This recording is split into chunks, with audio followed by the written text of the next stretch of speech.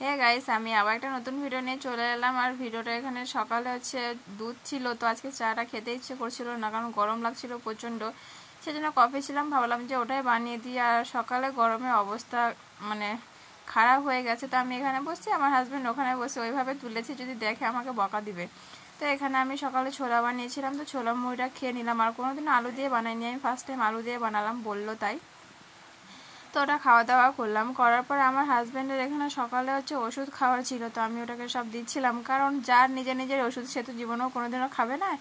একটু আদর পাওয়ার জন্য তো একটু করে, যেরকম আমার যদি কোনোদিন শরীর খারাপ হয়, আগেকার ব্যাপার আলাদা, বিয়ের পরে যদি কোনোদিন শরীর খারাপ হয়, আমি কোনোদিনও নিজে খাবো না, ওই খাওয়াবে তারপরে খাবো। মানে এগুলো কী বলো, যে ভালোবাসা একটু পাবো, তো সেই জন্য ওইও তাই, ওই নিজের ওষুধ নিজে খাবে না। মানে এখন যে আমি ভিডিও বানাচ্ছি, আজকে আমার দুপুরে জ্বর এসেছিলো, তো আমিও কিন্তু জ্বর এসে তবুও ওষুধ খাইনি, ওই আমাকে দিল খেতে, তারপরে আমি খেলাম, তার আগে আমি খাইনি।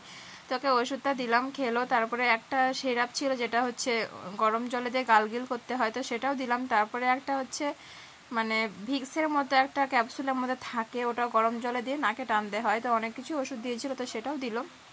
দিয়ে তারপরে আমরা মিনিমাম 10:30-11টা হবে, তখন আমি আর আমার হাজব্যান্ড বেরিয়ে পড়লাম কামারপাড়া, মানে মালঞ্চাতে পাওয়া যেত, তবুও ইচ্ছা হলো যে কামারপাড়াতে যাবো, একটু ঘুরেও আসা হবে। আমার বরের বুদ্ধি ওগুলা, বলে যে চলো, এমনিতে বাড়িতেই থাকো, ঘোরা হয় না কতদিন থেকে সেরকম। তো বলে যে তাহলে কামারপাড়াতেই যাই। আর অবস্থা খারাপ হয়ে গেছে কোমরে, কোমরে বলছি, সরি, কামারপাড়াতে। তো এখানে বাবা, আমার হাজব্যান্ড সব জিনিস নেওয়া হলো, কেনাকাটি হয়ে গেছে সব বাজার। তারপর আসার সময় এখানে লিচু রস অনেকদিন থেকে পাওয়া যায় না, তো এক জায়গায় শুনলাম নাকি এখান থেকে কমপ্লেন এসেছিলো। তো আমিও যখন খেলাম, তখন আমি পরে বুঝতে পারলাম যে সত্যিকার এগুলো থেকে কমপ্লেন আসার দরকারই, কারণ মনে হচ্ছে যে শুধু জল আছে, আর কোনো টেস্টই নাই খেতে, কার কেমন যায় না, বাট আমার তো একটুকুও ভালো লাগেনি খেতে। আর একটা দোকানে নিতে গেছিলাম, যেখানে আমরা যখন ভাড়া বাড়িতে থাকতাম, তখন যে মামাটার কাছ থেকে আমরা নিতাম, মামার সম্পর্ক আছে দোকানওয়ালা, তাই।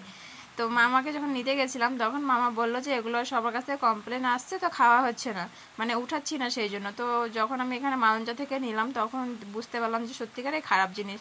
তারপর যখন রান্নাবাড়ি করা হয়ে গেছে, মানে করছি, তখন দেখছি বৃষ্টি, তারপরে তো কমপ্লিট হয়ে গেল বৃষ্টির মধ্যেই। তারপরে এখানে মাংস, পাঁপড় ভাজা, ভাত, লেবু এগুলো নিয়ে খাওয়া শুরু করলাম। তারপরে পাস্তাটা নিয়েছিলাম আসার সময়, তো ওটা আমি রান্না করার সময় বানিয়ে নিয়েছিলাম, কারণ পরে গেলে একটু জমে যাবে, তাই।